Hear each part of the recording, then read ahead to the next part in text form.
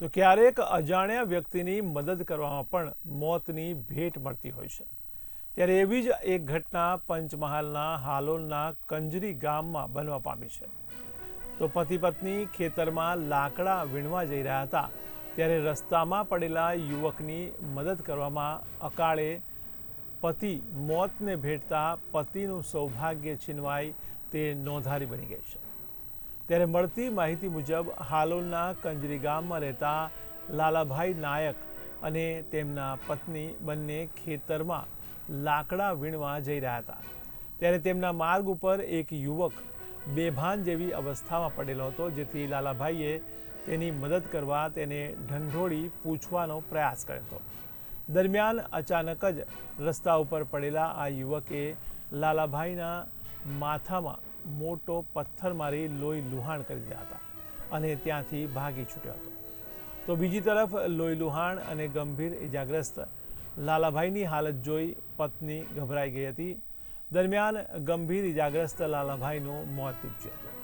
ત્યારે આ સમગ્ર ઘટના અંગે લાલાભાઈના પત્નીએ હાલોલ ગ્રામ્ય પોલીસ મથકે અજાણ્યા યુવક સામે હત્યાનો ગુનો નોંધાવ્યો હતો, જે આધારે હાલોલ રૂરલ પોલીસે ગણતરીના કલાકોમાં જ આરોપીને ઝડપી લેવામાં સફળતા મેળવી હતી।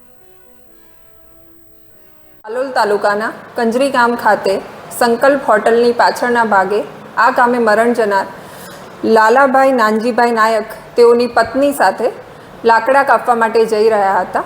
તે સમયે આ કામના આરોપી એક અજાણ્યો ઈસમ ત્યાં સૂતેલી અવસ્થામાં હતો, જેને લાલાભાઈએ પૂછપરછ કરી તેના વિશે જાણવાનો પ્રયત્ન કર્યો અને તેનો વિડીયો ઉતારેલો હતો।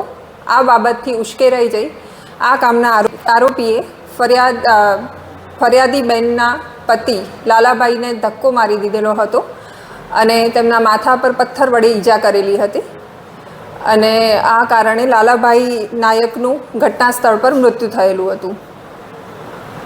અને ત્યાંથી આરોપી નાસી છૂટેલ હતો।